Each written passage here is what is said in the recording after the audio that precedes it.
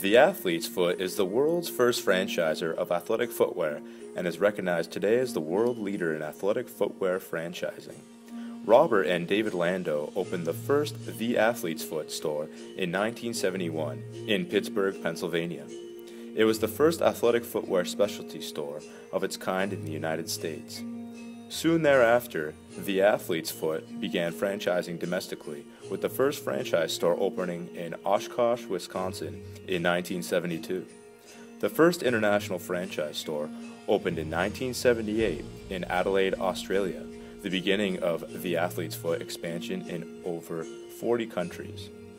The company created a revenue of $9.7 million in 2001.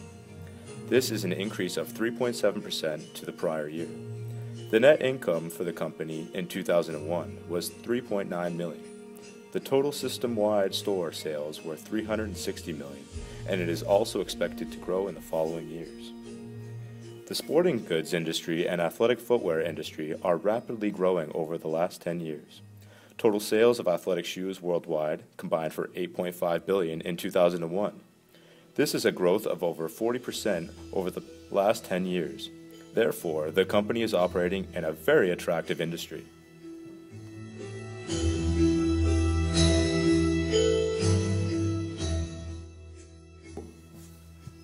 The Athlete's Foot targeted the Chinese market in 1998.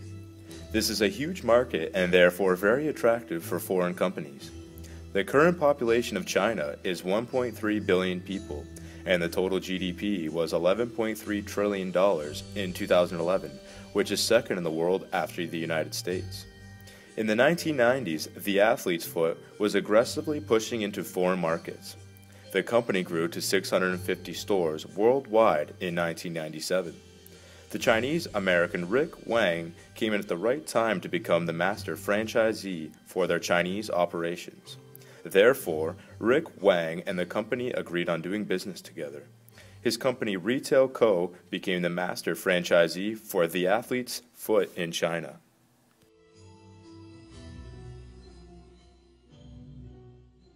One of the issues Rick Wang had to face was the fact that, according to a 2001 McKinsey study, 63% of the Chinese consumers had a short list of preferred brands when planning to buy a product.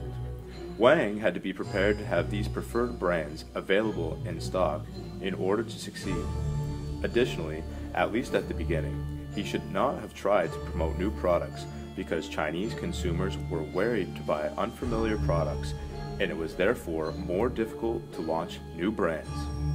Gallup's research showed that brand preference during a 5-year period until 2001 had dropped from 78% to 67%, and that preference for foreign brands has increased from 19% to 22%.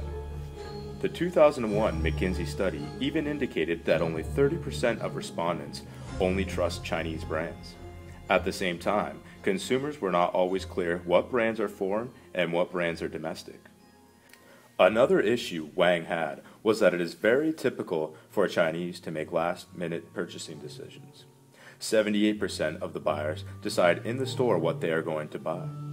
37% are easily susceptible for promotions, and only 22% stick to their original idea before entering the store. Therefore, he had to have in mind that a good way to convince consumers was to engage in in-store marketing with promotions and to invest in salespeople that influence the consumers, especially in view of the considerable low wages. This is a cost that is worth being spent.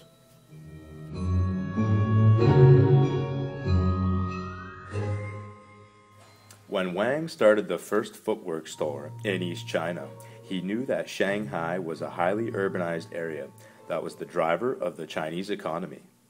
It was this area he wanted to focus his efforts on. The people living here were the most innovative and cosmopolitan, setting trends in fashion and lifestyles.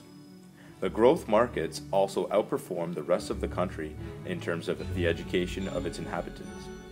Along with that, Wang made sure to implement his first store in the Parkson department store.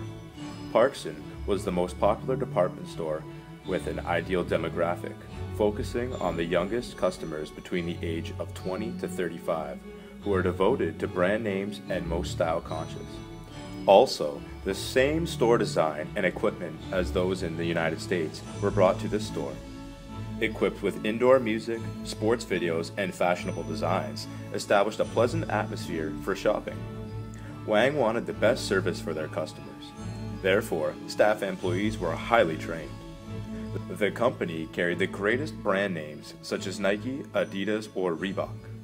Wang wanted to have a beautiful store design and abundant name brand products to be very attractive to customers.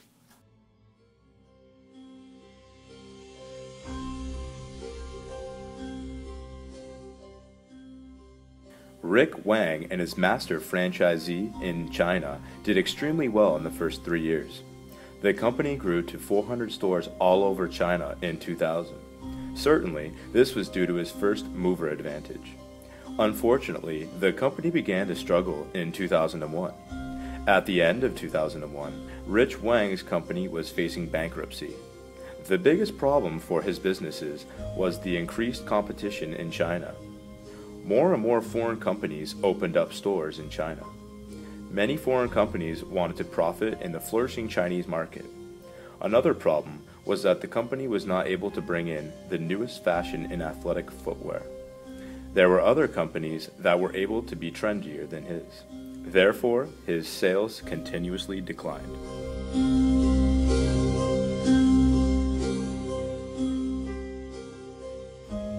Rick Wang and his company faced a very difficult situation. He did not change his way of doing business, but the market he was operating in changed. He should certainly have adapted to the market changes.